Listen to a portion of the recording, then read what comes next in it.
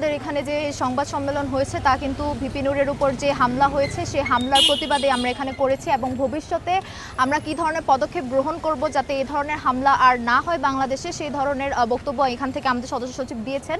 তবে আপনি যেটা প্রশ্ন করেছেন যে তার উপর হামলার বিষয়ে আপনারা মিডিয়া সঠিকভাবে প্রকাশ করতে পারেননি নিউজ, তো আমি বলতে চাইবো যে দেখুন, জুলাই আন্দোলন হয়েছে 1 বছর হয়েছে ঠিকই, কিন্তু আমি বলতে চাইবো যে মিডিয়ার যে স্বাধীনতা কিংবা পুলিশের যে স্বাধীনতা বলুন বা সেনাবাহিনীর স্বাধীনতা বলুন, এটা পুরোপুরিভাবে এখন পর্যন্ত বাংলাদেশে হয়নি। কেন হয়নি?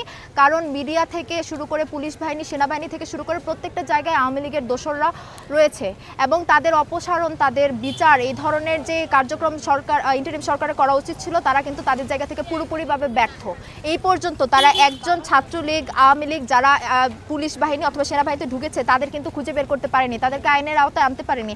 1 বছর হয়ে গেছে, আমরা আর কত সময় দিব? তাদের যদি সংস্কার করার হতো তাহলে তারা অবশ্যই 1 বছরের মধ্যে একটা সংস্কার হলেও তারা করতে পারতো। 1 বছরের মধ্যে তারা কি করতে পেরেছে? কিছুই করতে পারেনি। আমাদের শহীদদের রক্তের উপর, আমাদের ভাইদের বোনদের রক্তের উপর, তারা যে এত মানুষ আহত হয়েছে সেই রক্তের উপর দাঁড়িয়ে কিন্তু আজকের এই সরকার। আমাদের এই সরকারের প্রতি অনেক আশা ছিল, অনেক ভরসা ছিল, অনেক ভরসা করে আমরা এই সরকারকে গঠন করেছিলাম নতুন বাংলাদেশ বিনির্মাণের উদ্দেশ্যে। কিন্তু আজকে 1 বছর পরেও একজন সাবেক ডাকসু ভিপি প্রার্থী, একজন বাংলাদেশের রাজনৈতিক ব্যক্তিত্ব, একজন জুলাই যোদ্ধাকে এভাবে সবার সামনে সম্মুখে তাকে পিটিয়ে হত্যা করার মতন তারা প্রয়াস চালিয়েছে। হত্যা করতে পারেনি, কিন্তু আমরা বলবো এটা পরিকল্পিত হত্যাকাণ্ডেও ছিল। তারা হত্যা করতে চেয়েছিল কিন্তু তারা পারেনি। এখন তিনি একজন বাংলাদেশের রাজনৈতিক ব্যক্তিত্ব, তিনি একজন পরিচিত মুখ বাংলাদেশে, তার যদি কোনো ধরনের আপনারা বলে সেফটি না থাকে, তাহলে আমরা যারা সাধারণ জুলাই যোদ্ধা ছিলাম, আমরা যারা জুলাইয়ের সময় মাঠে নেমেছিলাম, এখন পর্যন্ত আমরা যারা অর্গানাইজেশন চালাচ্ছি, আমরা যারা জুলাইয়ের যে দাবিগুলো ছিল সেগুলো বাস্তবায়নের প্রচেষ্টা চালাচ্ছি, আমাদের কিসের সেফটি? আমাদের সেফটি কোথায়? আমরা কিসের ভিত্তিতে সামনে কাজ চালাবো? তার যদি কোনো ধরনের সেফটি না থাকে তাহলে আমাদের তো মনে হয় না সাধারণ ছাত্র জনতার বাংলাদেশে কোনো ধরনের সেফটি আছে। তো আমরা অনতিবিলম্বে আমাদের দ্য রেড জুলাইয়ের পক্ষ থেকে আমরা জানিয়েছি যে স্বরাষ্ট্র উপদেষ্টা থেকে শুরু করে তারপর আইন উপদেষ্টা, তারপর হচ্ছে রাষ্ট্রপতি, তাদের সবাইকে জবাবদিহিতার আওতায় আনতে হবে, তাদেরকে জবাবদিহিতা করতে হবে সাধারণ জনগণের কাছে। কেন তারা সুশৃঙ্খল পদক্ষেপ গ্রহণ করতে পারছে না? কিসের বাধা? কিসের ভয়? কেন তারা পারছে না? আমরা এর জবাব চাই। আমরা এই জবাবের জন্য 48 ঘন্টা সময় দিচ্ছি। 48 ঘন্টা সময়ের মধ্যে যদি তারা এই ধরনের যে অকারেন্স হয়েছে সেই অকারেন্সের বিরুদ্ধে যদি কোনো ধরনের অ্যাকশন তারা না নেয় কিংবা না নিতে পারে, তাহলে আমরা দ্য রেড জুলাইয়ের 64 জেলা এবং বিভাগে আমাদের টিম রয়েছে, আপনারা জানেন, তাহলে আমরা 64 জেলা এবং বিভাগে যতগুলো টিম রয়েছে সকল টিমকে নিয়ে রাস্তায় নামবো। আমরা আমাদের যে দাবি, সেই দাবি আদায়ের জন্য আপনারা মব বলুন, এটাকে আমরা মবই ক্রিয়েট করবো। আমরা আমাদের আন্দোলন করবো আমাদের যৌক্তিক দাবি আদায়ের উদ্দেশ্যে।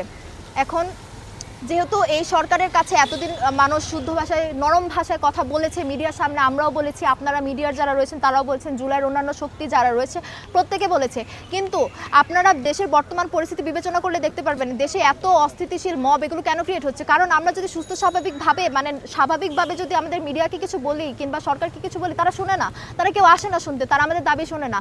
যখনই আপনারা কোনো একটা জায়গা ঘেরাও করবেন, কোনো একটা রাস্তা ব্লক করবেন, তখনই দেখবেন সেখানে আপনারা মিডিয়ার সবাই চলে আসেন, সরকার, পুলিশ, সেনাবাহিনী যারা আছে তখনই আসে। তো যখন দেশের বর্তমানের আইন শৃঙ্খলার পরিস্থিতিটা এরকম হয়ে গেছে যে মব ক্রিয়েট না করলে আপনি কারো অ্যাটেনশন পাচ্ছেন না, আপনি কারোর আপনার যৌক্তিক দাবিগুলো আদায়ের কোনো পথ পাচ্ছেন না, তখন মানুষ কি করবে? অবভিয়াসলি এটাই করবে যেটা করে মানুষ নিজেদের দাবিগুলো আদায় করতে পারছে। তো আমরা চাইবো যে আমাদের আইন উপদেষ্টা যিনি পোস্ট করেছেন ফেসবুকে, তিনি সারা দেশের আইন শৃঙ্খলার ঊর্ধ্বে তিনিই কিন্তু পুরোটা পরিচালিত করছে। এখন তিনি যদি একজন দায়িত্বশীল হয়ে ফেসবুকে তীব্র নিন্দা ও প্রতিবাদ জানায়, তাহলে আমরা যারা সাধারণ জনগণ, তারপর তার নিচের পদে যারা রয়েছেন তারা কি করবেন? তিনি যদি উপর থেকে নির্দেশ না দিতে পারেন, তাহলে তিনি যদি তীব্র নিন্দা প্রতিবাদ জানান, এখানে আমাদের কি করার আছে আমি বুঝতে পারছি না। আমাদের স্বরাষ্ট্র উপদেষ্টা এই পর্যন্ত আমার চোখে পড়েনি যে তিনি কোনো ধরনের বক্তব্য দিয়েছেন অথবা কিছু বলেছেন এই বিষয়ে। তো আমরা চাইবো যত তাড়াতাড়ি সম্ভব আপনারা এই ধরনের পরিস্থিতি যেন ফিউচারে দেশে না হয় তার জন্য প্রয়োজনীয় পদক্ষেপ গ্রহণ করুন। এবং দ্য রেড জুলাই সহ জুলাইয়ের যত ধরনের প্ল্যাটফর্ম বর্তমানে বাংলাদেশে রয়েছে, ছাত্র জনতা রয়েছে, আমরা সবার দাবি একটাই, আমরা নতুন বাংলাদেশ চাই, সুস্থ, স্বাভাবিক, সুন্দর, শান্তিপূর্ণ বাংলাদেশ চাই।